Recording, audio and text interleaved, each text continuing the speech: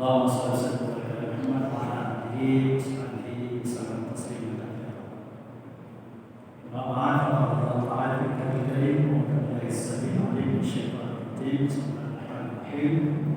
Ya ayyuhalladzina amanu taqullaha wa tanzur nafsum ma qaddamat lighad wa taqullaha innallaha khabirun bima ta'malun. Alhamdulillah. Bapak Ibu jamaah subuh yang dirahmati Allah Subhanahu wa taala. Bapak pengurus DKM Al-Hikmah, terima kasih atas kehormatan yang diberikan untuk mengisi dalam subuh untuk pertama kali. Karena nggak tahu wilayah, saya cepat-cepat datang, mana tahu di portal di sana sini nggak tahu saya. Jadi jam 4.15 sudah sampai. Mungkin dari itu. Bapak Ibu dan Saudara sekalian, kita coba gunakan kesempatan ini, semoga memberi arti. Saya mungkin tidak bicara panjang, tetapi lebih berharap kita akan mengelaborasi dan kemudian lebih banyak bertukar pikir, kemudian juga kita saling memberi, sehingga kemudian pengetahuan sederhana menjadi membahana. Jadi bukan saya yang monopoli, tetapi mudah-mudahan tidak bersama-sama terkait dengan bahwa pada hari ini alhamdulillah tanggal 30 Juli ini adalah tepat tanggal 1 Muharram 1444 Hijriah atau tahun baru Islam. Saya sudah membacakan landasan atau rujukan awal ketika kita bicara tentang waktu dan tentang pentingnya manusia bermuhasabah, yaitu dalam surah Al-Hasyr ayat 18, ya ayyuhalladzina amanu taqullaha wal tanzur nafsum ma qaddamat lighad wattaqullaha innallaha khabirun bima ta'malun. Hai orang-orang yang beriman, bertakwalah kepada Allah dan hendaklah setiap diri memperhatikan apa yang telah dia perbuat untuk hari esok, maksudnya untuk hari akhirat. Dan bertakwalah kepada Allah, sesungguhnya Allah Maha mengetahui apa yang kami kerjakan. Umar bin Khattab mengingatkan, dan ini sudah disampaikan, hasibu anfusakum qabla an tuhasabu wazinu qabla an tuwazzanu. Evaluasilah diri kalian sebelum kalian evaluasi. Timbanglah diri kalian sebelum engkau ditimbang. Saudaraku, bicara waktu Allah itu luar biasa ketat, luar biasa banget. Bicara was-subh wal fajr, di waktu fajar, wad-duha, demi waktu duha, wal-lail, demi waktu malam. Jadi sejatinya Allah ingin mengingatkan bahwa setiap saat kita harus selalu berupaya menyempatkan diri untuk mengevaluasi diri tentang apa dan bagaimana, serta sudah sejauh mana sebetulnya langkah tindakan perbuatan kita dalam kehidupan dunia ini sebagai manifestasi dari perwujudan iman yang kita ikrarkan. Saudaraku, ketika bicara tahun baru Islam, ini sebagai kaum muslim Indonesia merayakan hari raya ini, dianggap ini sebagai bagian dari tahun baru ini, sebagai momentum untuk melakukan muhasabah diri, introspeksi diri terkait dengan apa yang telah, belum, atau akan dilakukannya untuk dirinya bagi agama. Semangatnya dibuat, ada bikin karnaval, ada buat arak-arak. Pak Anies baru bikin DJs ya, supaya tidak kotor, jadi obornya pakai elektrik. Jadi semuanya rapi, jadi kekinian Pak. Islam itu memang berkemajuan ya, kekinian ya. Kemudian mengadakan perlombaan, ada melakukan pengajian akbar, ada yang bikin pengajian semangat suntuk, ada yang bikin pameran budaya. Semua ini untuk mengapresiasi kegembiraan atas hadirnya lembaran baru kehidupan, tentu untuk hidup yang baru, dan tentu saja berharap ini adalah merupakan optimisme yang membahana. Sebagian lagi sibuk mempertanyakan, mengapa harus ada perayaan tahun baru? Bukankah Rasul dan para sahabat tidak pernah mencontohkan itu? Perayaan itu justru merupakan perbuatan tasyakur, meniru-niru atau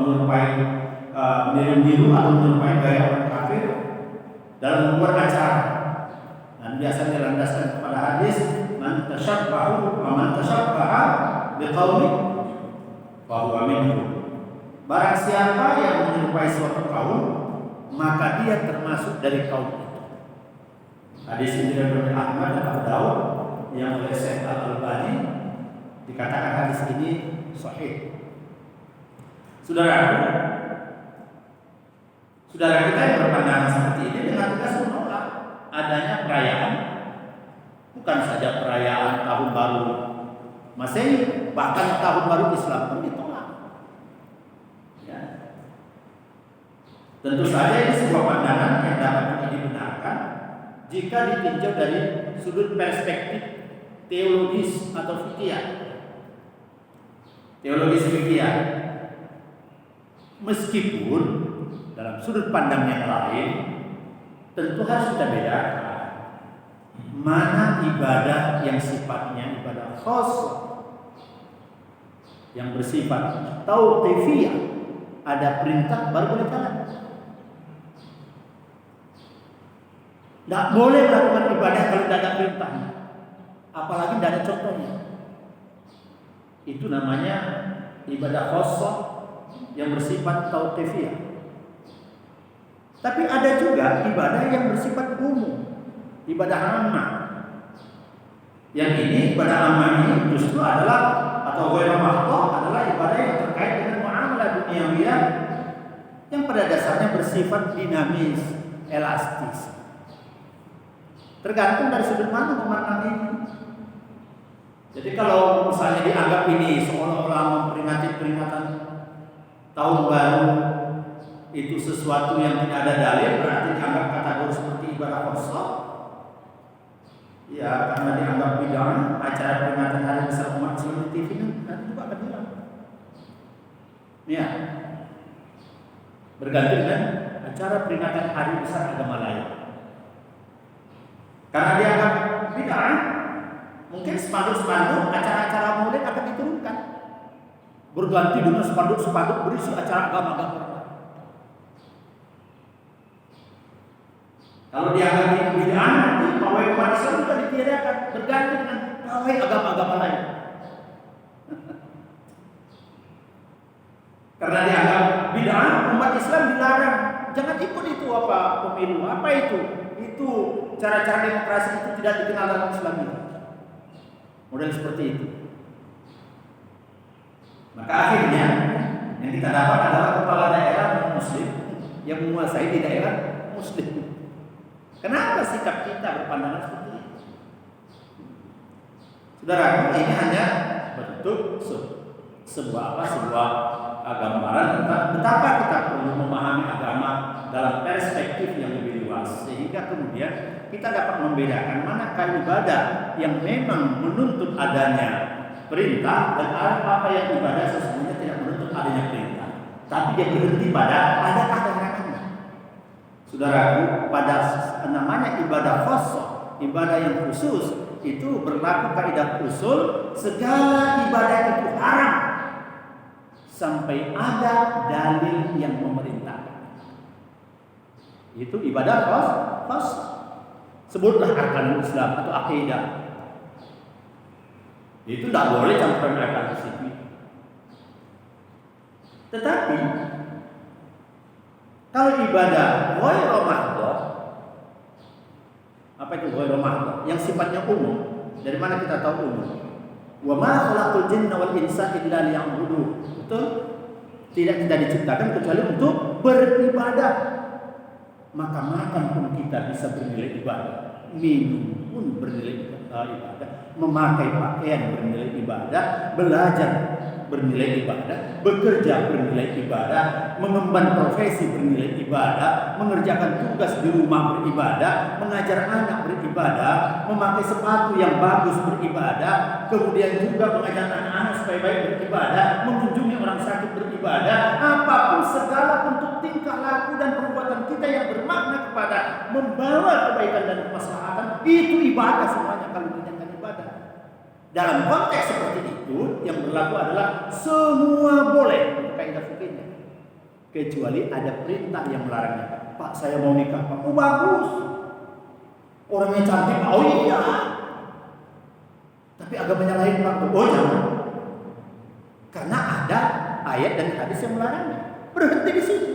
Jadi bolehnya boleh, berhentinya ketika diberhentikan oleh dalil. Jadi untuk menjelaskan tentang ibadah ini harus jelas kita nih Bapak Ibu ya, supaya begini. Karena ada orang maunya sholat subuh itu 4 rakaat ya, tapi kalau sholat zuhur, sholat asar maunya 2 rakaat. Kenapa? Pagi-pagi sambil olahraga kan. Kalau siang-siang kita kerja segala macam banyak urusan, ya 2 rakaat aja. Boleh enggak? Oh enggak boleh sholat subuh itu 2 rakaat. Saya tahu. Saya sudah tahu. Yang saya tanya, kalau kamu bilang nggak boleh, ada nggak dalil yang melarang? Nah pertanyaannya inilah yang salah. Kalau itu ibadah, jangan tanya ada larangannya atau tidak ibadah khusus. Tanya ada perintahnya atau tidak. Tetapi kalau ibadah yang sifatnya umum berpakaian, jangan tanya dalilnya. Jangan tanya berapa sebetulnya sunnah Rasul cara antara kancing satu dengan kancing. Nggak ada itu. Jangan tanya mana lebih ideal pakai kancing atau pakai resleting. Nggak usah tanya. Tapi ketika memakai pakaian sama warna pakaiannya dengan warna kulitnya, sehingga walaupun berpakaian nampaknya transparan, nah itu tidak boleh. Begitu ada larangan itu di situ berhenti. Jadi ibadah yang ghairu mahdhur itu leluasa, dinamis, elastis. Jadi kalau semuanya nanti kita anggap asal ibadah itu, asal agama itu kemudian terlarang, ya hidup ini menjadi sulit. Ini satu, ya. Nanti kita kembangkan. Atas gimana nanti saya berharap kita akan diskusi. Kalau kita sudah bisa mengubah syiar Islam menjadi budaya yang berkembang di masyarakat, maka sesungguhnya itu adalah poin besar kita ya.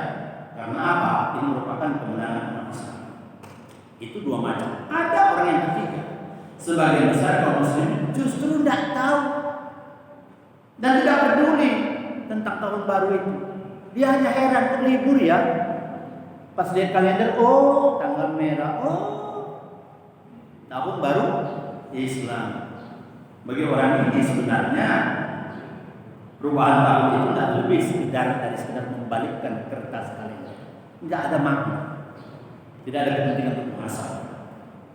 Saudaraku, kalau kita bicara tentang pergantian tahun, biasanya kita bicara tentang apa itu? Pertama bicara umur ya. Umurnya sudah sekian. Saudaraku, Habib Abdullah bin Amir Al-Haddad misalnya, dia menjelaskan tentang umur dalam 5 tahap. Pertama, umur itu adalah sejak Allah Subhanahu wa taala menciptakan Nabi Adam dan membekalinya dengan keturunan. Kalau masih ada keturunannya, itu berarti umurnya masih ada. Kira-kira begitu. Yang kedua, terhitung sejak seorang manusia terlahir dari rahim ibunya hingga ajal menjemput, itu namanya umur. Lahir dari kandungan ibunya sampai ajal menjemput, itu namanya umur. Yang ketiga, dikatakan dimulai sejak kebangkitan manusia dari alam dunia melalui kematian sampai bertiupnya sangkala malaikat Israfil pada mahsyar. Berarti kehidupan alam barzakh. Beda memang umur itu, Bapak Ibu, beda ya? Beda. Kalau kita di alam barzakh itu, ketika kita mendapatkan kenikmatan di alam kubur itu, justru ketika kita bangkit nanti, berapa lama kita kok baru sebentar bangun katanya, padahal lama. Yang keempat, umur itu bisa berlangsung sejak seorang manusia dibangkitkan dari alam barzakh bersamaan dengan dititipnya sangkakala yang kedua, yaitu hari kiamat. Lain lagi hitungan umurnya. Jarak antara kita dibangkitkan itu dengan sampai kepada pemanggilan untuk diadili itu 50.000 tahun. Berarti bagaimana menunggu 50.000 tahun itu? Berbeda dengan umur kita di dunia ini yang paling tinggi 100 tahun katakanlah. Yang kelima, dimulai dengan sejak seseorang memasuki pintu surga atau pintu neraka. Beda umur itu. Apa bedanya umurnya? Yang masuk surga 1000 tahun rasa satu hari rasa 1000 tahun rasa baru sehari. Yang masuk neraka 1 hari rasanya sudah 10 tahun. Beda umurnya ya. Bapak Ibu, juga ada yang membicarakan tentang umur dan usia. Sebenarnya usia itu macam-macam. Ada yang mengatakan ada yang namanya umur atau usia biologis. Apa itu usia biologis? Si A lahir tahun 1963. Sekarang tahun 2022. Berarti usia si A 59 tahun. Itu usia biologis. Oke. Ada yang dinamai dengan usia psikologis. Orang muda tapi bicaranya tentang masa lalu. Lagunya suka album kenangan. Ini walaupun orangnya muda sudah tua ini. Iya. Ada orang yang sudah tua, topinya masih topi pet, celananya celana jeans, pakai kaos oblong, jiwa masih muda. Walaupun usianya 70, ini orangnya masih muda. Usia psikologis. Ada orang usianya 30 tahun, sudah menikah, tapi gayanya kayak anak-anak. Gua nggak senang banget dengan istri gua mah. Ngeselin banget deh. Usia 30 ngomong begitu. Ada orang usianya 25 tahun, tetapi pembawaannya seperti orang yang sudah matang, berwawasan dan seterusnya. Itu usia psikologis. Ada lagi umur atau usia spiritual. Gimana ya? Seorang nenek ditanya, nenek ini usianya 90 tahun. Nenek usianya berapa nek? Baru 10 tahun. Hah? 10 tahun? Bagaimana mungkin 10 tahun? Sang nenek menjawab, baru 10 tahun terakhir ini saya memakmurkan jiwa saya. Yang namanya memahami hidup baru 10 tahun terakhir ini. Selama ini entah kemana pikiran. Jadi usia seperti itu. Maka Imam Syafi'i termasuk imam yang paling tidak suka menjawab pertanyaan imam usianya berapa. Imam Syafi'i tidak suka pertanyaan. Rupanya bukan perempuan saja yang tidak suka ditanya umurnya ya. Umur ibu berapa? Tersinggung ibu. Ternyata Imam Syafi'i pun tidak suka ditanya kenapa. Berkata Imam Syafi'i, kalau saya jawab lantas dia anggap saya muda, dia remehkan saya. Ketika saya jawab, dia anggap saya sudah tua, dia lecehkan saya. Jadi Imam Syafi'i tidak suka. Memang betul juga itu. Bapak Ibu saya pengalaman sendiri lah. Usia 25 tahun ngasih nasihat perkawinan. Padahal belum kawin. Menggebu-gebu. Jamaahnya kebetulan tertarik. Luar biasa Pak Ustaz. Tahu-tahu protokolnya bilang itu belum kawin. Gitu. Oh, belum kawin. Tiba-tiba kekaguman itu turun. Ya. Jadi kalau sudah tahu muda ya tentu dianggap kadang-kadang dianggap diremehkan. Kalau sudah tua dianggap ya direcehkan. Bapak Ibu dan saudara sekalian, yang kedua yang terkait dengan umur ini, sebetulnya ada manusia, banyak manusia umumnya yang menginginkan berumur panjang. Bapak ingin umur panjang enggak? Banyakkah yang menginginkan kehidupan panjang itu, berumur panjang itu? Kita perhatikan firman Allah, wala tajidannahum ahrasan nasi ala hayati wa min alladziina asyraku ayyawaddu ahaduhum law yu'ammar alfa sanah wa ma huwa bimuzahzihi min al-'adab ay yu'ammar Allahu basirun bima ya'malun. Dan sungguh kamu akan mendapati mereka, kata Allah kepada Nabi, manusia yang paling loba kepada kehidupan dunia, bahkan lebih loba lagi dari orang-orang musyrik. Masing-masing mereka ingin hidup 1000 tahun. Padahal umur panjang itu sekali-kali tidak akan menjauhkan mereka daripada siksa. Allah Maha mengetahui apa yang mereka kerjakan. Al-Baqarah 90. Ada cerita menarik tentang umur ketika Rasulullah didoakan oleh Ummu Habibah, salah seorang istrinya, agar berumur panjang. Saat itu Ummu Habibah berkata, ya Allah, panjangkan aku umurku dengan suamiku Rasulullah SAW, dan dengan ayahku Abu Sufyan, dan dengan saudaraku Muawiyah. Rasulullah kemudian bersabda, sembari menasihati Ummu Habibah, beliau bersabda, engkau telah meminta kepada Allah ajal yang telah pasti dan rezeki yang telah dibagi. Seandainya engkau meminta kepada Allah untuk memasukkan ke dalam jannah dan menyelamatkanmu dari neraka, itu jauh lebih baik. Walaupun tidak ada salahnya meminta umur yang panjang itu, nampaknya Rasulullah menunjukkan kepada Habibah apa yang lebih afdal. Ketika Rasul ditanya, ya Rasulullah, man khairun nas? Qala man tala umruhu wa hasuna amaluhu. Wahai Rasulullah, siapakah sebaik-baik manusia? Beliau menjawab, orang yang panjang umurnya, panjang ibadahnya. Nanti keterusan hadisnya, orang yang buruk, panjang umurnya, panjang catatan kejahatan. Nah, berdasarkan beberapa gambaran ini, ayat dan hadis ini jelas-jelas bagi kita sekarang saudaraku, sebetulnya kita cari umur apa? Umur yang panjang, umur yang pendek, atau umur yang barokah? Pasti ya, umur yang barokah. Umur yang barokah. Sekarang bagaimana profil usia yang barokah?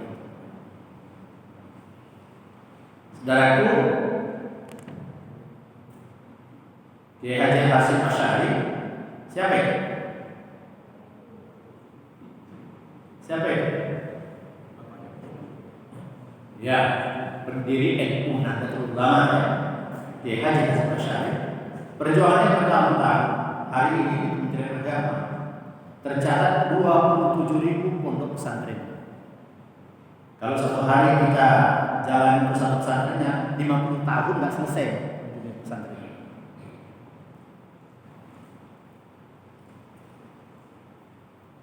Kalau kita lihat di Haji Hasyim Asy'ari itu wafat usia 76 tahun, sedangkan usia itu sekarang 96 tahun. 109 tahun yang lalu Kiai Haji Ahmad Dahlan, siapa itu?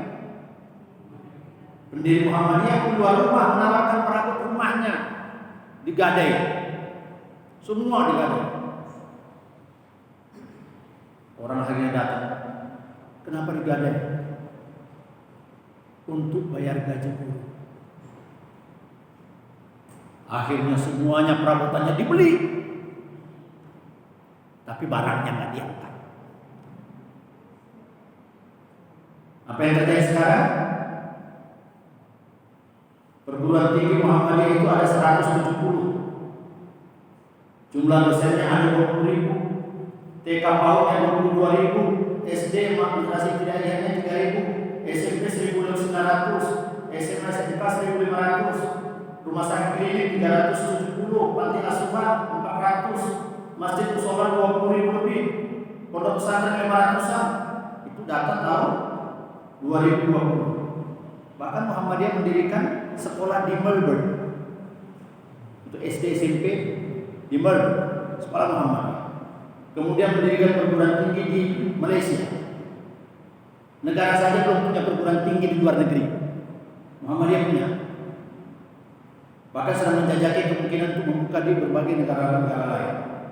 Kemarin itu diminta untuk kerjasama sama Timur ya, Timur Leste sekarang. Inilah profil umur yang baik. Mari kita lihat bahwa memang Ahmad Dahlan itu meninggal pada usia 55 tahun, sedangkan usia Muhammadiyah sekarang ini 109 tahun. Saudaraku, jadi dua ya, yang kita butuhkan adalah umur yang barokah. Kemudian umur kita bisa nambah nggak ya? Ada yang mengatakan kalau sudah pergantian tahun biasanya bicara umur. Wah, sudah makin ketakutan ketika dibacakan hadis rata-rata umatku usianya 63, 62 mulai impor jantan. Ya. Karena rata-rata berapa? 63. Padahal ungkapan ini mesti dimaknai dengan benar, saudaraku ya. Kalau kita sekolah, kalau kita ngajar dalam satu kelas itu ada murid yang kontennya 100. Ada juga yang kontennya 5, ada juga yang 0, benar nggak? Ketika dikumpulkan dalam kelas itu berarti rata-rata nilai matematikanya 65, gitu ya. Artinya apa? Sejatinya seorang muslim itu jangan memikirkan 61 udah usianya, tinggal 2,5 tahun lagi, jangan itu. Kenapa tidak berpikir saya yang usia 100 tahun? Kenapa nggak berpikir saya yang 90 tahun? Kok malah mikirnya seolah-olah memilih yang rata-rata itu? Nah, ada yang menarik ketika Allah bicara tentang umur ini. Awalan mu'amil umma yang ada fihi man tadakkar wa ja'a nadir. Apakah kamu tidak memanjangkan umurmu dalam masa yang cukup untuk berpikir bagi orang-orang yang mau berpikir? Al-Fatihah ayat 3. Ya. Allah mengatakan awalan mu'amil, apakah kami tidak memanjangkan umurmu? Bandingkan dengan firman Allah yang lain, berkata Rabbuka lil malaikati inni ja'ilun fil ardi khalifah. Sesungguhnya aku akan menjadikan manusia sebagai khalifahku di muka bumi. Al-Quran menggunakan dua terminologi kata untuk menyebut Tuhan. Pertama dia kata-kata dengan menggunakan kata kami. Tapi kadang-kadang Allah berkata dengan kata-kata aku. Apa maknanya? Ketika Allah menggunakan kata-kata kami, maka takdir yang berlaku itu atau tindakan yang melahirkan takdir itu dipengaruhi oleh faktor-faktor lain selain Allah. Dipahami ya? Tapi kalau Allah berkata aku, itu tidak ada urusan yang lain, semata dia. Ya, itu menunjukkan kuasa mutlak Allah. Bapak-bapak ingin umur panjang tak ini?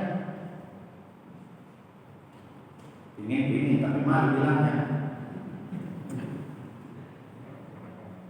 Maka kita lihat bagi yang ingin umurnya panjang, apa kata Rasulullah? Mansarrahu ayyusal lahu fi rizqihi wa yusal lahu fi atharihi falyasil rahimahu. Apa kata Rasulullah? Barang siapa yang suka dilapangkan rezekinya atau ingin ditambahkan umurnya, maka hendaklah dia menyambung kedapatan, membangun wasilah, membangun silaturahim. Ini harus dilakukan. Saudaraku, apa maknanya ini? Kira-kira Bapak Ibu bisa bantu saya maknanya apa ini? Jadi kalau siapa yang suka dalam rezekinya untuk tambahkan umurnya, maka hendaklah yang menyambung silaturahim. Apa artinya? Bangun hubungan yang baik dengan sesama, ya tentu keluarga inti, kemudian keluarga lebih besar lagi, pedesaan, kemudian masyarakat dan seterusnya. Jadi begini, ada kalanya seorang anak ketika dia melamar pekerjaan pada satu perusahaan diterima percobaan 3 bulan, benar nggak? Ya, misalkan diterima percobaan 3 bulan. Kalau dia menunjukkan kinerja terbaik, jangan-jangan belum sampai 3 bulan sudah kamu kerja tetap saya. Sudah, kita sudah lihat. Dan perusahaan melihat dia memiliki kinerja yang dibutuhkan oleh perusahaan tersebut, maka dia diangkat menjadi tetap. Diperpanjang usia dia bekerja. Itu kan menjadi karyawan tetap. Betul tidak? Tapi ada orang begitu dia bekerja, ternyata hasil pekerjaannya selama 3 bulan itu sudah dibina, sudah dituntut, ternyata tidak menunjukkan apa. Apalagi belum sebulan sudah kelihatan kadang-kadang bolos, kadang-kadang apa gitu ya. Kalau ada bosnya dia muncul, kalau nggak ada dia. Belum sampai 2 bulan sudah kamu berhenti saja.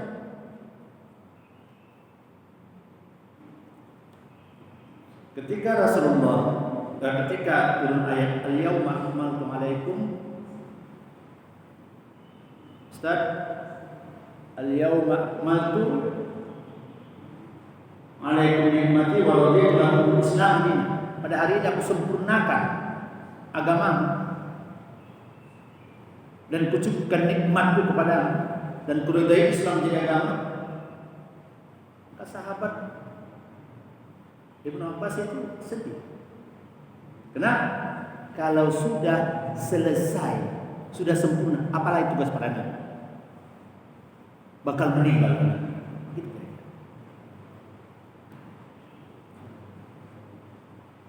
Saya mengalami peristiwa guru saya pingsan, kepala sekolah saya langsung menangis.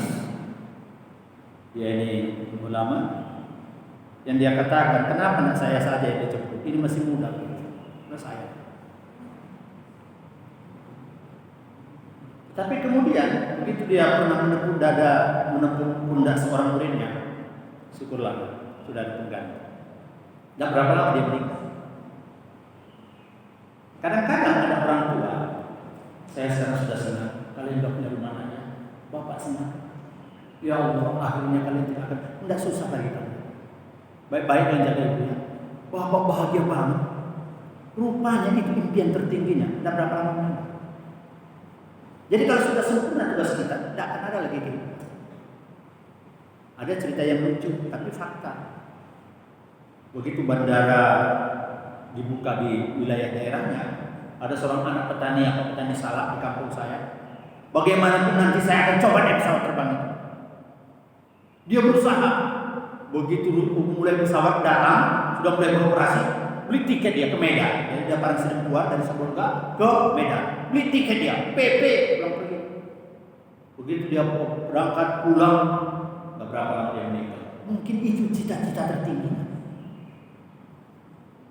Saudaraku, maka kalau kita lihat ini ya, kalau kita ingin memahami hadis ini berarti semakin banyak kita memberi kemanfaatan bagi orang lain, akan sangat mungkin kita akan diperpanjang bekerja. Coba lihat di Kuan Yin, sudah tamat jadi presiden pun masih saja diberdayakan sebagai penasehat presiden gitu ya. Singapura ya. Kalau bapak-bapak bekerja pada satu instansi, meskipun bapak pensiun masih dimintai tolong dibantu dulu sebelum ada pengganti. Ajarin dulu calonnya. Itulah orang-orang yang mampu memberikan kinerja yang baik, sehingga walaupun sebenarnya sudah berhenti, dia tetap dimintai untuk melanjutkan pekerjaan. Mau umur panjang, Bapak Ibu mau ingin umurnya panjang, perbanyak aktivitas, perbanyak amal soleh. Karena dengan demikian Allah melihat semakin banyak orang menginginkan pertolongan kita, semakin banyak orang tertolong oleh kita. Boleh jadi itulah alasan Allah masih membuat kita hidup hari ini. Tapi kalau tidak, ya memang tidak ada lagi yang berperjuangan. Maka ini menyatu dengan ungkapan Rasulullah tadi itu. Apa makna silaturahim itu? Perbanyak jaringan. Apa maknanya itu? Bangunlah sebuah silaturahim yang membangun kekuatan, yang membangun kemaslahatan. Selama itu kita lakukan, insya Allah selalu ada jalan di mana Allah melihat kita masih diperlukan untuk kehidupan ini. Tapi kalau tidak, tiap hari berzikir, yang tetangga, Allah masih juga terjadi. Kenapa tidak produktif? Tidak produktif. Mudah-mudahan. Kalau ada orang yang amalnya nggak panjang, tapi usianya panjang juga, kenapa itu? Nah itu kata Rasulullah, itu adalah istidraj ya. Kalau ada orang umurnya masih panjang, sedang amal solehnya tidak ada, justru tidak semakin membaik, maka kata Rasulullah itu adalah istidraj. Apa itu istidraj? Idza ra'a Allah Ta'ala yu'til 'abda min ad-dunya ma yuhibbu wa huwa muqim 'ala ma'ashi fa inna dzalika min istidraj. Bila kamu melihat Allah memberi pada hambanya dari perkara dunia apa yang diinginkannya, padahal dia terus berada dalam kemaksiatan, makin jahat kawan ini, makin cepat naik pangkatnya, makin kaya dia, makin cepat profesinya naik itu, karirnya pun naik, makin jahat, makin banyak maksiatnya, malah makin tinggi kedudukannya. Itu adalah istidraj. Maka ketahuilah bahwa itu adalah istidraj. Kata Rasulullah, jebakan berupa nikmat yang disegerakan oleh Allah, yang dia belum segerakan adalah begitu nanti kemudian dalam ayat lain nanti dia akan mengalami patah arang ya, ketika kemudian Allah tarik semua serta-merta apa yang dia peroleh. Jadi itu yang kedua, saudaraku, kalau kita bicara tentang tahun baru adalah kalender. Ya. Kita boleh bicara tentang kalender. Pertama, kalender itu ada kalender miladiah, kalender hijriah, atau kalender syamsiah, bulan, kalender Masehi.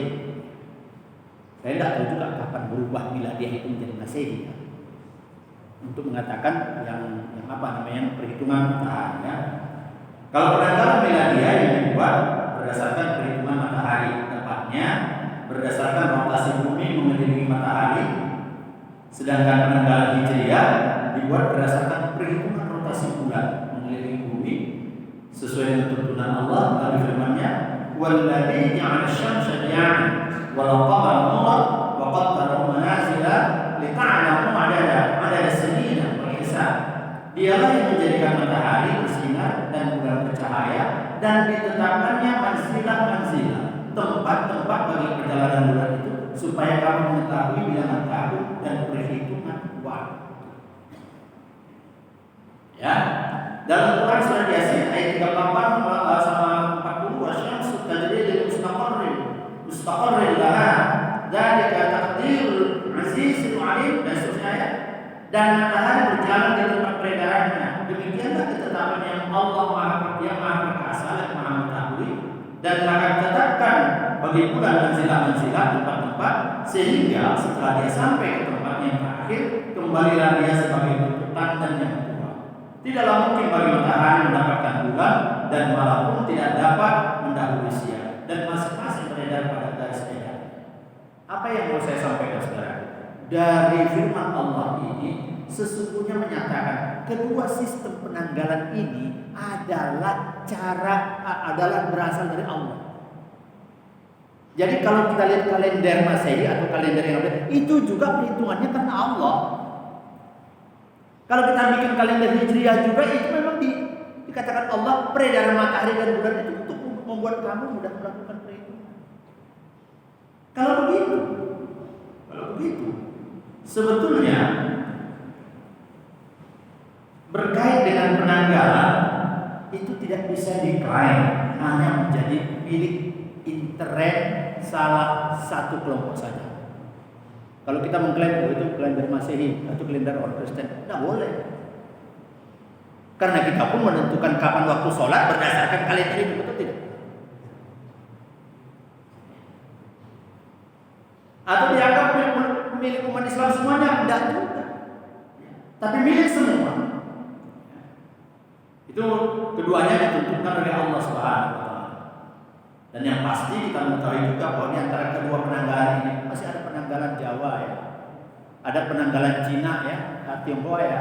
Jadi kalau kalender kita itu Bapak Wage apa lagi? Nah, itu kan kalender Jawa ya. Terus ada Chinese apa biasanya itu? Apa tulisannya? Karena ada itu kalender itu juga. Jadi nanti ada kecil-kecil hurufnya itu. Masehnya gede, tapi nanti di atasnya ada apanya? Di bawahnya, garis bawah ada yang Cinanya, nanti Jawanya ada lagi misalnya. Ya.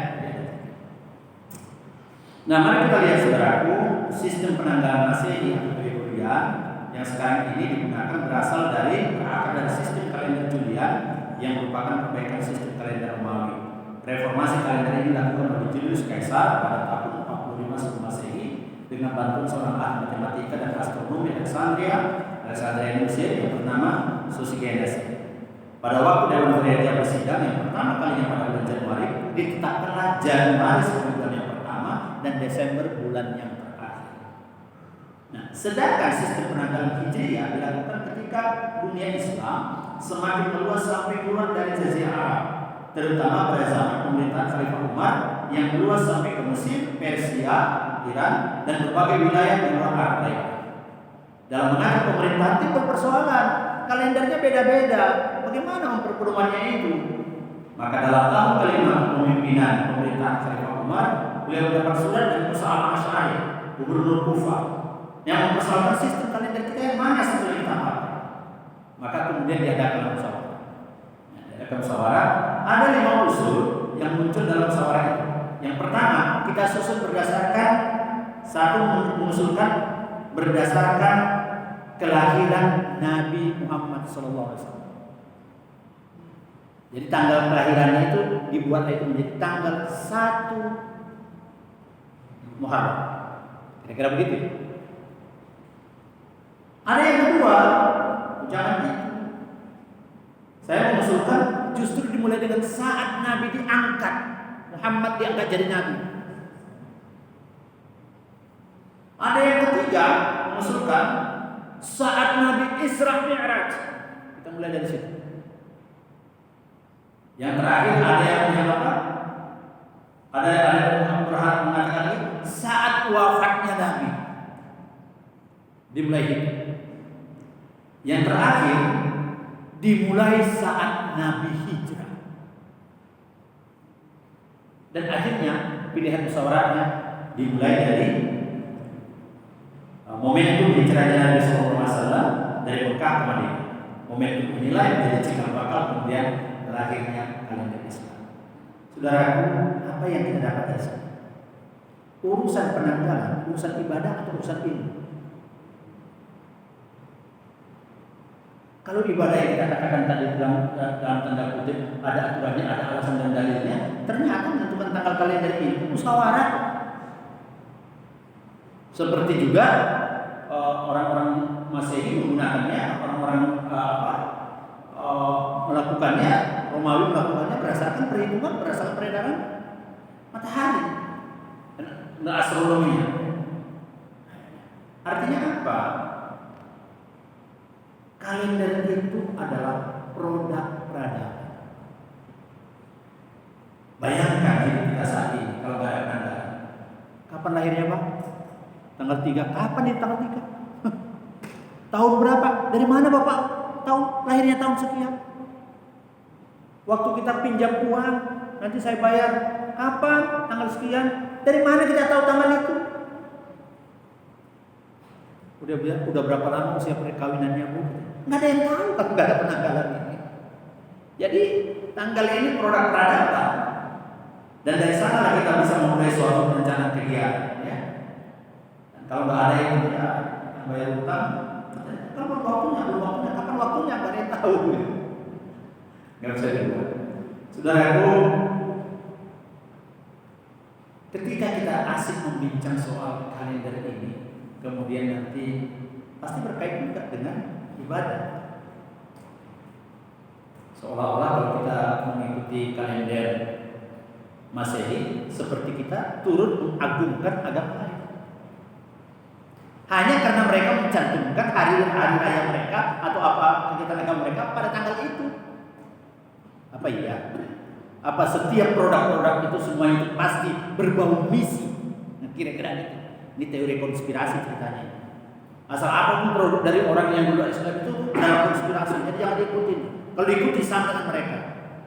Kalau dipermanen dengan hadis itu tadi. Kalau kita sepakat dengan itu, ya mudah-mudahan hari ini tidak ada yang berani pakai HP lagi, nggak berani pakai laptop, nggak berani pakai motor. Ya kenapa? Produk di luar Islam semua. Jangan-jangan ada misi terselubung.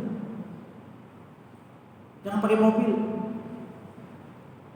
Waktu Kiai Haji Ahmad Dahlan didatangi kiai dari Madura pada awal-awalnya dulu, mencak-mencak sang kiai bagaimana dia mengajarkan membuka sekolah, kok pakai celana, orang pakai sarung, kok pakai meja. Itu meniru orang kafir. Marah tuh kiai. Adalah ada yang nanya, Pak Kiai datang kemarin ini apa? Naik kereta api. Itu kan buatan orang kafir. Balik langsung kiainya pulang. Jadi kesulitan kita melihat atau kadang-kadang kita terlampau saklek dalam melihat sesuatu sehingga segala-galanya teori konspirasi. Yang gak usah sampai begitu kan. Sehingga dengan demikian kita lapang dan kemudian jiwa kita menjadi tenang ketika kita berinteraksi dengan sesama kita. Saudara, apapun itu saya ingin tutup satu hal saja, ya. Yaitu sering kita membahas soal penanggalan ini dikait-kaitkan dengan akidah, tapi kemudian kita tidak bicara juga kepentingan kita bahwa kalau kita setuju dengan penanggalan Hijriah, tapi rata-rata tidak punya kalender Hijriah, ya. Malah tidak punya kalender Hijriah, tapi kalender yang umum dimarah-marahin.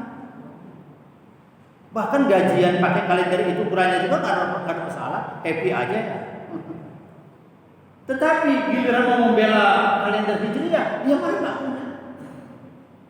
Padahal sejatinya kaum muslim penting untuk memiliki kalender Hijriah. Yang pertama, apa itu? Layaknya seperti kalender pendidikan, ada tanda-tanda khusus ya, dibandingkan kalender biasa. Kan beda ya Pak ya dengan kalender pendidikan. Begitu juga kalender Hijriah itu beda. Ada tandanya 13, 14, 15 setiap bulan dibikin di situ puasa yang mubin. Ya. Coba Bapak beli. Tiap bulan Bapak akan lihat, banyak puasa kemarin ya. Ya Allah ketinggalan. Bulan depan begitu lagi, kelihatan lagi, ketinggalan lagi. Sering melihat itu, lama-lama berpikir juga sekali-kali saya puasa deh. Ya, karena punya. Coba nggak pernah lihat, nggak ngerasa tuh. Kita juga tahu kapan hari-hari baik untuk bekal. Tanggalnya itu tanggal Hijriah itu, bukan tanggal kalender ini. 13, 14, 15 itu adalah 13, 14, 15 kalender Hijriah. Kalender kita. Kapan kita sebetulnya mulai bayar zakat? Nisabnya di samping. Masa tiap bulan Ramadan terus bayar zakat? Emangnya harta itu didapat dari akhir bulan Sya'ban dulu? Sehingga pas Ramadan itu pas setahun? Ya. Tapi karena kita tidak pernah itu, pokoknya seluruh puasa bayar zakat. Jangan-jangan belum memenuhi nisab. Kenapa? Kalender yang kita pakai mana? Yang menarik dari kalender antara Hijriah dengan Masehi atau Syamsiah atau Miladiyah adalah hari kalender Masehi atau kalender Miladiyah atau kalender Syamsiah itu hari dimulai dari, kalau jamnya normalnya itu dia tengah malam, tapi sebutlah hari dimulai dari pagi ya. Itu berarti hari. Hari ini hari apa? Sabtu. Mulainya kapan Sabtu itu? Katakanlah mulai terbitnya matahari. Betul? Ini mulai hidup. Tapi kalender Hijriah dimulai dari munculnya bulan. Kapan itu? Malam menjelang. Saudara, hidup yang kita lihat ini adalah sebuah kehidupan yang nyata. Ini semuanya adalah mimpi. Kehidupan yang sesungguhnya adalah ketika kita sudah tidur. Baru dihitung. Setelah kita tiada, baru kita akan menemukan kehidupan yang sesungguhnya. Dan kita tidak pernah tergetar dengan itu.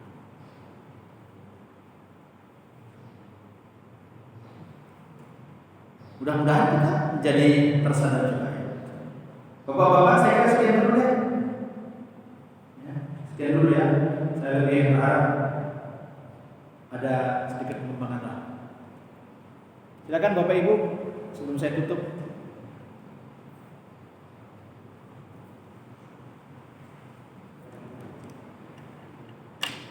Mohon dibantu supaya kita kembangkan. Bapak-bapak, saya tidak ingin saya ngoceh sendiri lah. Ya, yuk kritik juga saya, kasih pandangan.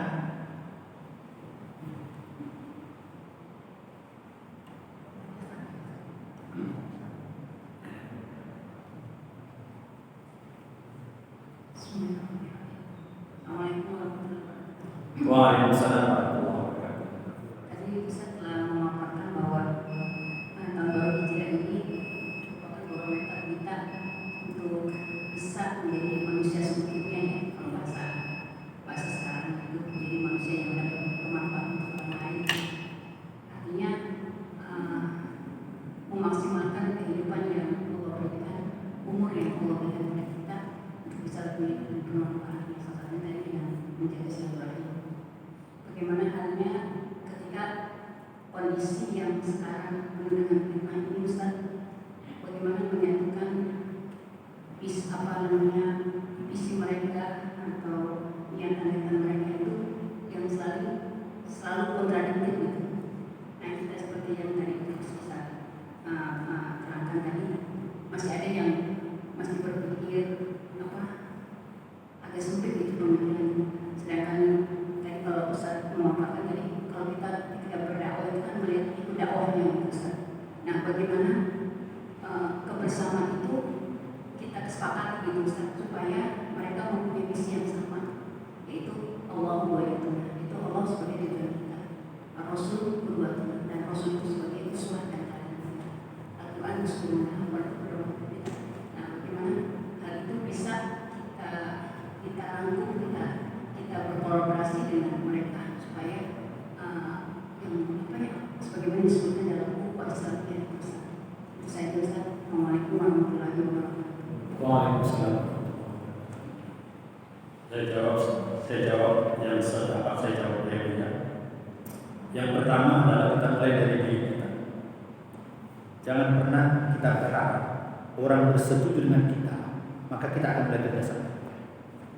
Tapi bagaimana juga kita menyesuaikan diri dengan orang yang membuat kita sulit adalah ketika menurut kita orang-orang itu tidak sepakat dengan kita, tetapi kita tidak pernah juga belajar pada sisi mana sebetulnya saya gagal memahami pikiran mereka, sehingga kita tidak selalu bertemu, tidak bersama. Di situ persoalan besar kita sesungguhnya. Kita berangkat dari pemikiran kita, sementara mereka berangkat dari pemikiran mereka. Dan kalau ketemu, begini ya, dalam mengaji begitu kan, dalam mengaji. Ada orang mengaji memang mau nimba ilmu. Ada orang mau mengaji, dia mau menguji gurunya. Saya mau dengar ini, Pak Siregar yang mau ngomong apa? Oh gitu, saya udah tahu. Banyak tahu. Terus pulang. Nah itu namanya sebetulnya dia datang sudah mengunci, sudah membuat sebuah defense mechanism, pertahanan diri, betul bukan untuk menambah pengetahuan. Sehingga ketika selesai itu bukan yang bertambah baik pengajian, tetapi malah menjadi bermasalah. Yang kedua, jadi kita berusaha memahami karakter orang-orang supaya dalam aktivitas dakwah kita tersebut bisa dapat terterima. Bagaimana sifat dakwah kita dapat terterima? Sekali lagi, yang paling pertama adalah bagaimana membangun kedekatan.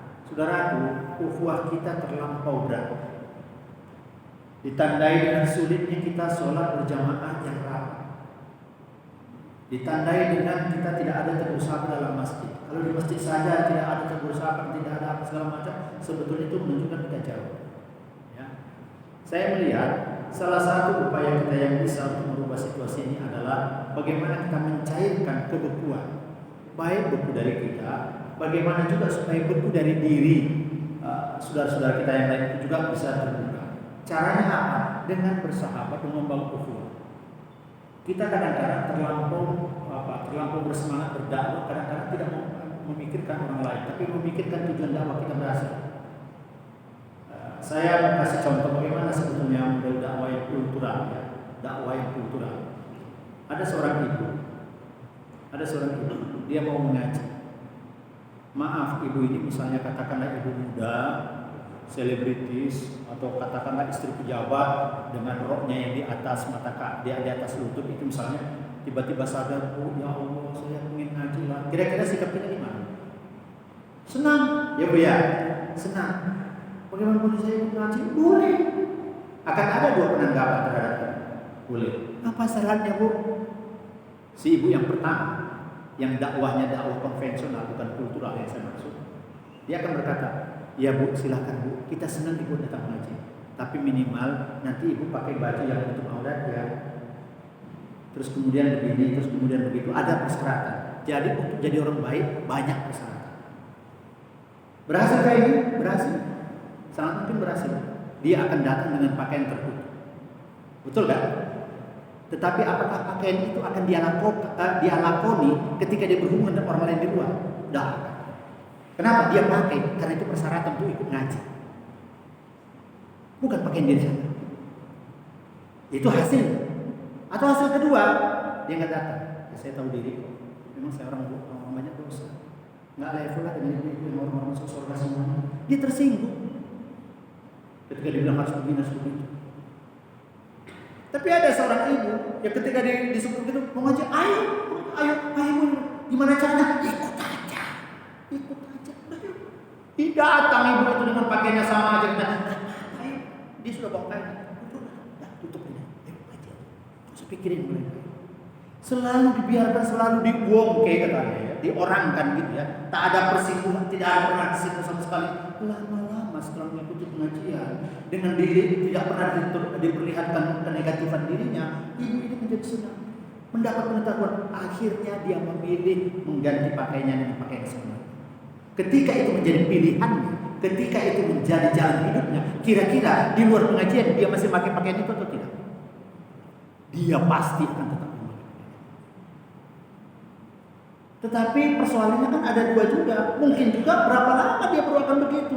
Nah, kalau kita berorientasi dakwahnya harus berhasil, disitulah sumbernya komunikasi kita. Disitulah sumbernya. Apa? Kita perlu cepat proses. Nggak usah jauh-jauh di masjid-masjid. Ya, saya nggak tahu di sini mudah-mudahan aman. Di masjid anak-anak lari-lari. Pengurus masjid marah. Bukan kepepet tahu nggak? Iyalah, enggak. Kalau di komplek ini kan tanah lapangan terbatas ya. Pas ada lapangan sebesar ini. Pakai AC ya. Kenapa tidak kita gembirakan hatinya dalam masjid dengan cara yang lain? Sembari juga mengingatkan hal lain. Jadi itu yang ketiga. Yang keempat mungkin ibu semuanya memerlukan pengetahuan juga ya. Kita berubah pun setelah kita merantau, sadar atau tidak ya. Punya pengetahuan baru, punya kawan baru, punya suku-suku lain yang bersama. Tanpa sadar begitu kita pulang kampung, aku udah berubah ya. Kata orang kampung kita, perasaan kita enggak. Pengetahuan membuat orang berubah. Persoalannya sekarang adalah bagaimana kita menularkan pengetahuan. Nah ini masalah lagi. Kita ingin orang itu seperti kita, tidak boleh. Sebaiknya adalah bagaimana yang keinginan kita itu menjadi keinginan. Jangan keinginan kita itu harus dia laksanakan, berbeda itu. Tapi bagaimana caranya supaya keinginan kita ini bisa menjadi keinginannya? Nah, itu yang sudah kita bicara. Dalam konsep seperti ini sebetulnya lagi-lagi berdakwah ini perlu proses, perlu kesabaran dan perlu keikhlasan. Kita ajak malah dia mencibir, bisa senang tidak menghadapi cibiran. Fahrudin itu ketua pimpinan pusat Muhammadiyah 22 tahun jadi ketua itu. Waktu dia di Palembang itu, dia guru asal ketemu sama Ustaz kakak itu, assalamualaikum, dan jawab assalamualaikum, asal ketemu sama kiai enggak dijawab. Tapi asal ketemu assalamualaikum saja sampai lewat. Lama-lama nggak enak hati juga lah kiai. Bapak yang ngaji di sana Pak? Ya, iya Pak saya. Bapak yang dari Muhammadiyah? Ya. Kok baik? Loh, yang dari Muhammadiyah? Baik Pak. Ya Bapak, dia baik juga diam aja. Saya senang, saya minta maaf ya. Kadang-kadang perlu kekuatan kita untuk membuat orang tidak merasa berseberangan dengan kita. Perlu membuat bagaimana orang merasa nyaman bersama dengan kita. Saudara, dakwah kita ke masjid kita ini sudah makin tak pusing kepala. Khatibnya marah-marah. Di mana lagi tempat yang teduh ya? Di kantor dimarahi, di rumah dimarahi istri, pergi ke masjid dimarahi pula sama khatib kan? Rasa-rasanya tidak ada tempat yang teduh, seakan-akan begitu ya. Jadi bagaimana kita merubah ritme, bagaimana kita menikmati perbedaan, bagaimana menikmati perbedaan. Sering kita menginginkan orang seperti kita, tapi kita lupa membaca pikiran orang seperti apa. Saya ingin kasih satu contoh sekarang. Ketika kita salah pihak, ada seorang dalam satu stasiun naiklah seorang anak dengan bapaknya, dua orang anak dengan bapaknya. Jadi bapaknya duduk langsung diam aja, anaknya tiba-tiba berlari di gerbong. Kadang-kadang ngambil topi orang, lari manjat sama bapak itu diam aja. Kira-kira apa kata penumpang lain? Apa sih bapak ini nggak ada otak ya? Jadi biarkan. Apalagi pasnya kira-kira apa? Semuanya marah, betul tidak? Karena kita bawa pikiran kita, sesuai pikiran kita. Apa nggak diajari tata krama? Apa nggak diapa? Mana itu bapak itu segala macam? Sampai salah seorang di antaranya berpikirnya berbeda. Dia duduk dekat bapak tersebut dan dia bertanya, maaf, anak bapak berbuat begitu, kenapa Pak ya? Ada apa Pak? Dan bapaknya sepertinya enggak berusaha melarangnya. Ada apa? Dia tulis bertanya. Si bapak menjawab, saya nggak tahu. Yang saya tahu, mereka baru pulang melihat ibunya yang terbucur kaku akibat kecelakaan rumah sakit dan suaminya.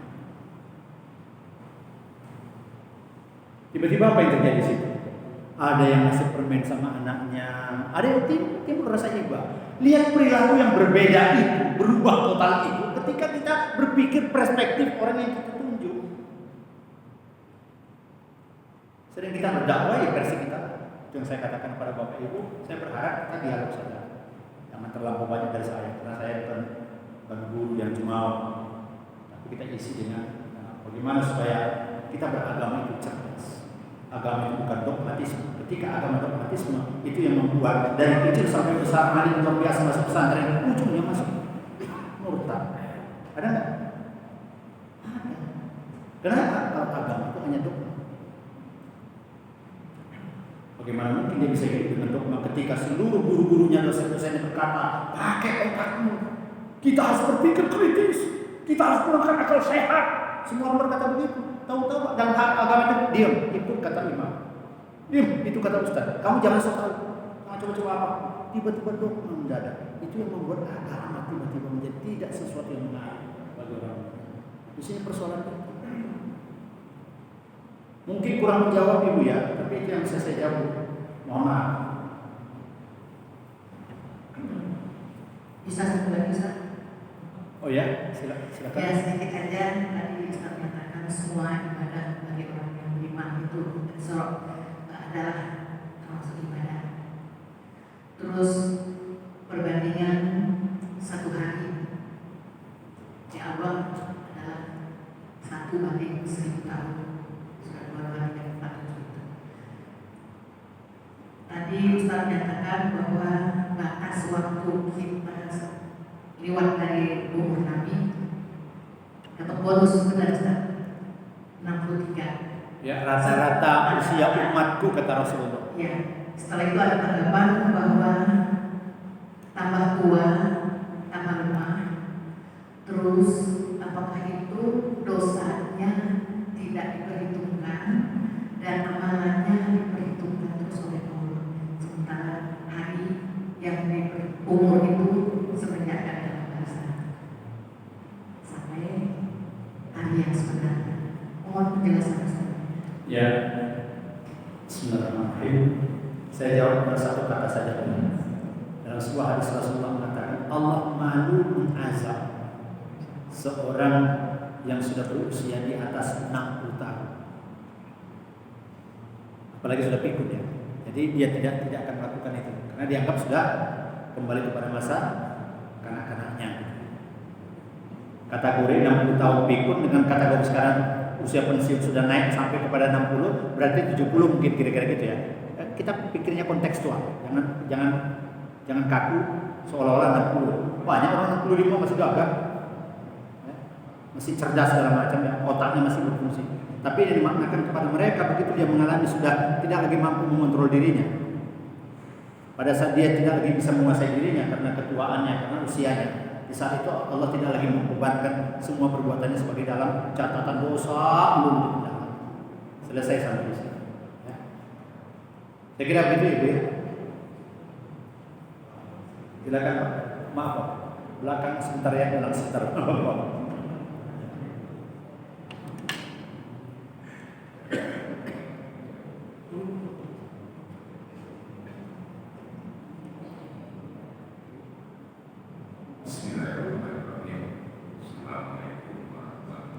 Waalaikumsalam.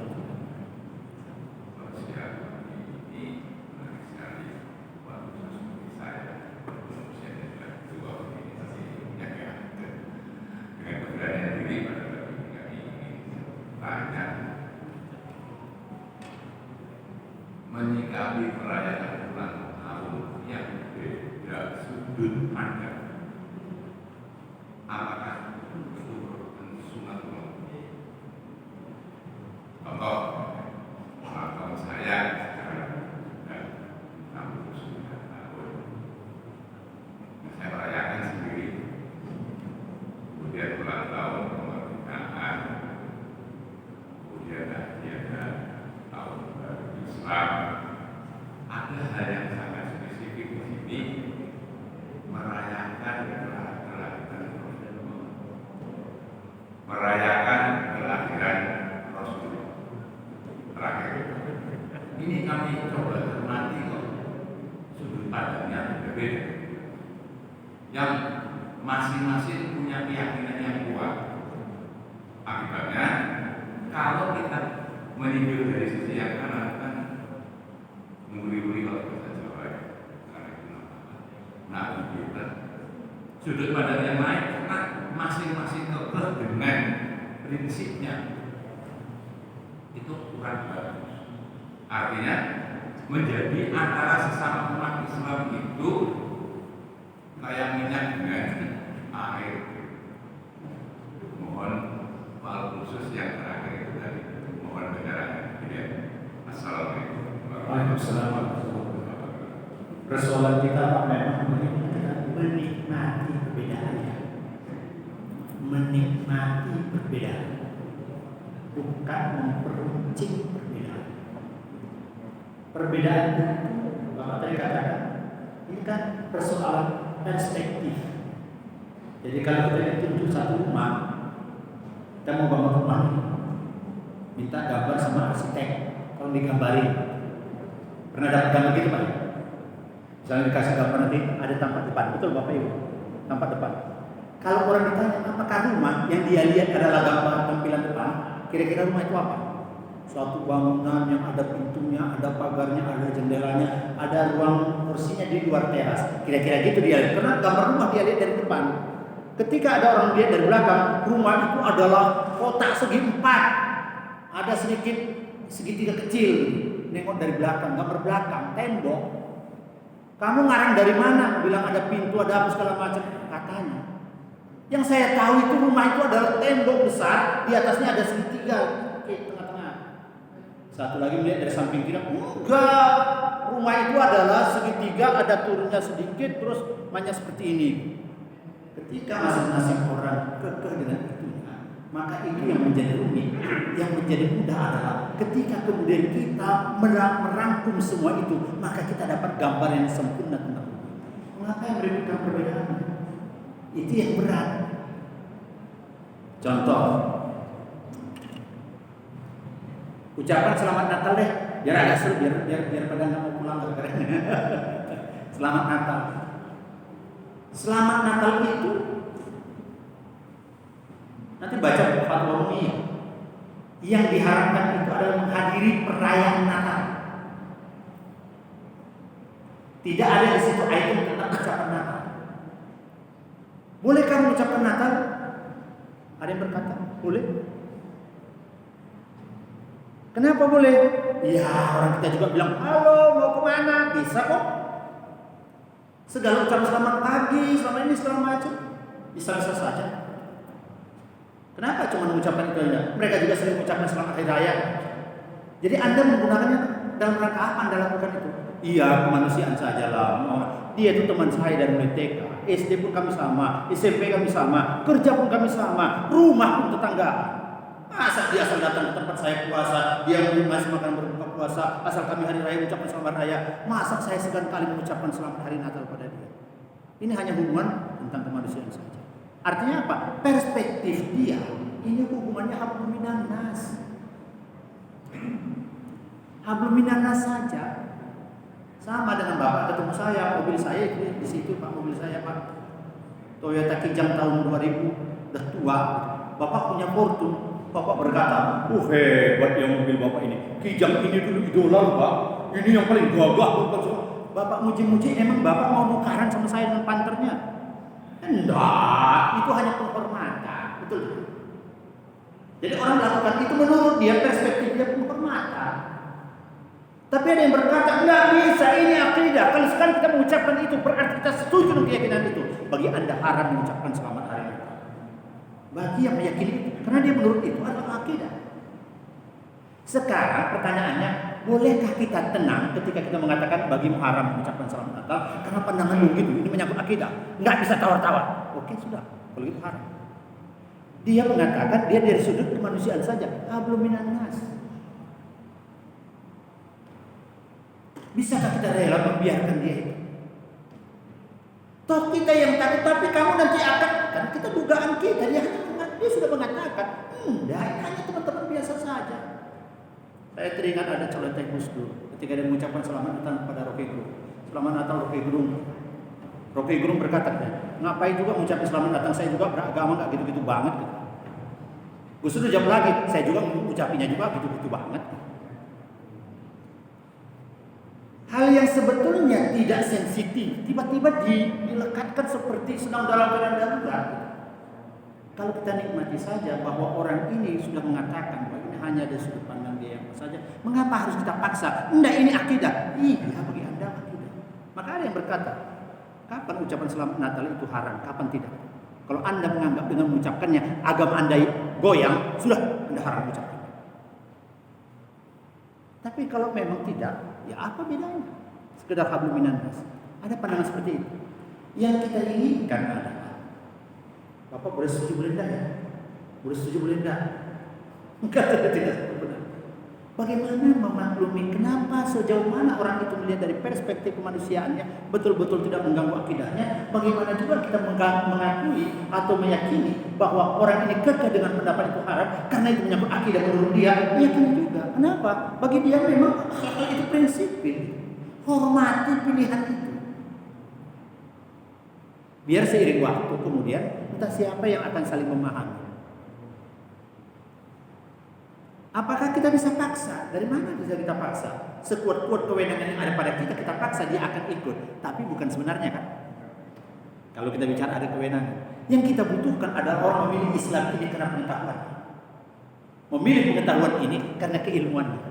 Bukan karena takut, bukan karena cemas, bukan karena khawatir, tetapi karena dia tahu ilmunya. Yang penting itu. Bagaimana menyampaikan pengetahuan kita untuk kemudian melihat bahwa pengetahuan kita itu diterima, alhamdulillah, tidak diterima juga tidak apa-apa. Tapi beranilah berbeda. Beranilah berbeda. Kenapa? Tidak mungkin menyatukan Indonesia ini. Saya waktu ceramah pernah juga berkata begitu Pak. Kenapa kita ini banyak sekali aliran-alirannya? Kenapa nggak satu saja Islam itu? Saya katakan, kenapa Indonesia ada Batak, ada Minang, ada Madura, segala macam? Kenapa nggak disatukan saja? Indonesia. Yes. Gitu misalnya. Kenapa? Enggak kan? Bisa. Jadi merindu itu kalau kita paksakan sewarna, justru makin banyak warna itu akan memperkaya rasa. Jadi saya katakan, bagaimana kita teduh dulu, tenang dulu menyikapi perbedaan. Ketika kita akrab, ketika kita dekat, ketika kawan tidak sangka dengan pandangan kita, sebetulnya disitulah kita mulai boleh bicara lebih mendalam tentang apa yang kita yakini, tentang apa yang dia yakini. Kalau sejak awal kita sudah buat batas, itu membuat dakwah kita gagal total. Karena itu kita tidak bersama lagi. Dan itu kegagalan. Kemarin ada pertanyaan, Bagaimana sikap kita kepada anak kita udah dibesarkan segala macam ini di sekolahnya segala macam. Terakhir dia berbeda agama, dia pindah keluar agama. Bagaimana Pak Ustaz? Apa yang harus dilakukan? Apakah orang tuanya dosa? Apakah orang tuanya harus melepaskan hubungan dan tidak dikenal dan tidak lagi bagian dari keluarga? Saya katakan, bahkan kalau diungkapkan dari satu ungkapan Rasul dalam ayat itu dikatakan, andaikan kedua orang tuamu mengajak kamu murtad, maka kamu jangan ikuti perkataannya, tapi tetap berbuat baik. Betul tidak? Artinya apa? Kalau anak kita begitu, jangan putuskan hubungan. Siapa tahu seiring waktu nanti anak kita kembali lagi karena kesayangan orang tua, dia akan kembali ke orang tua. Tapi kalau sejak dia kemudian putus, siapa lagi yang akan berpeluang, berkesempatan untuk mengembalikan dia ke jalan yang benar? Ini soal metodologi, sama dengan peringatan tahun baru. Itu kan cara. Kalau kita katakan bahwa orang memperingati Isra Mi'raj, bikin PHBI, bikin Maulid Nabi segala macam, itu cara supaya orang memahami agama. Cara, bukan ibadah sholat itu. Itu memang ada aturannya kalau ibadah sholat. Itu cara. Kalau itu kita larang, apa bedanya dengan ini? Kapan Nabi pakai tablet? Kapan kita pakai ini? Ini bid'ah semua nanti jadi lama-lama. Tapi ini adalah cara bagaimana supaya dakwah itu sampai. Nah, membangun ini sebetulnya kita yang penting. Membangun ini. Lagi-lagi kelapangan hati dan kemudian bersikap husnuzan. Jangan pelihara seuzon. Jangan takar juga ilmu orang, iman orang. Saya kasih yang terakhir. Ketika Rasulullah bertanya kepada Abu Bakar, "Hai Abu Bakar, kapan kamu sholat malam?" Abu Bakar menjawab, "Saya sholat malam segera setelah selesai sholat Isya." "Hai Umar, kapan kamu sholat malam?"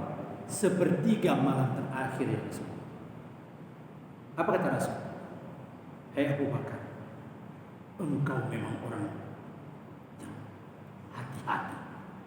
Engkau memang orang yang paling berhati-hati." Ujian tidak? Ujian tidak? Ujian dari Rasul.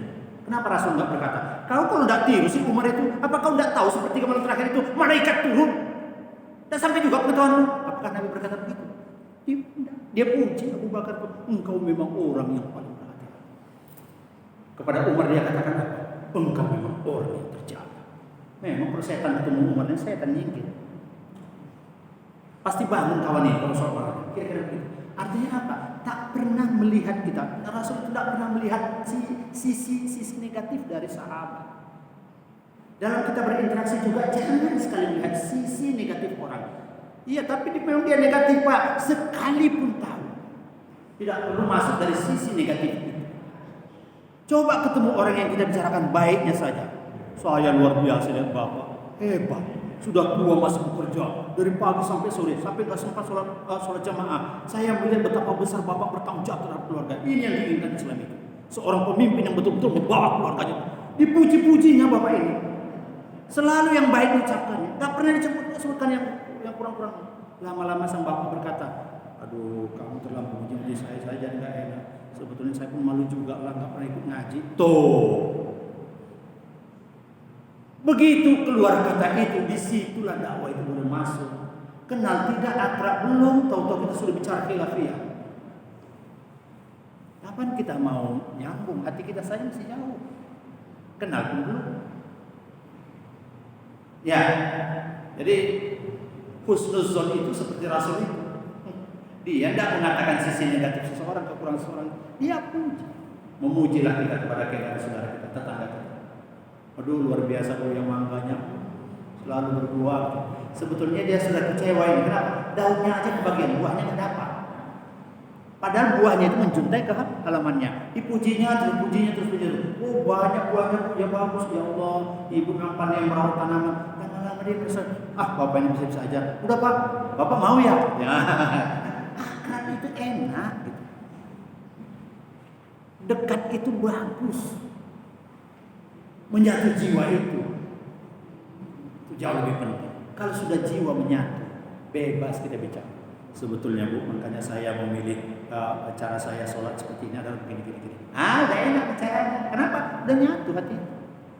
"Oh jadi Bu, makanya begitu gini ya?" "Iya, saya begini." "Emang ada dalilnya Bu?"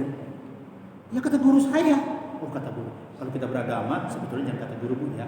Kenapa? Karena gini. Oh gitu ya. Enak. Kalau sudah hatinya, ya. Jiwa sudah. Dakwah kita adalah dia tidak seperti saya. Saya pun tak mungkin seperti dia. Kapan jadi? Saya kira begitu Pak ya. Nah, sama-sama. Mohon maaf. Ya sudah banyak yang ada lagi atau sudah? Sudah ya. Bapak Ibu dan saudara sekalian, mohon maaf ya kalau apa. Saya senang. Anda silakan tegur saya kalau kelewatan waktu. Ya, dan maklumilah, Sri Garit orang Batak itu kalau disuruh berhenti dia cakap terus. Ya. Jadi, Pak udah Pak, balik waktu gitu apa? Ya. Mohon maaf. Mudah-mudahan Allah mempertemukan kita lagi. Bila itu hidayah. Assalamualaikum warahmatullahi wabarakatuh.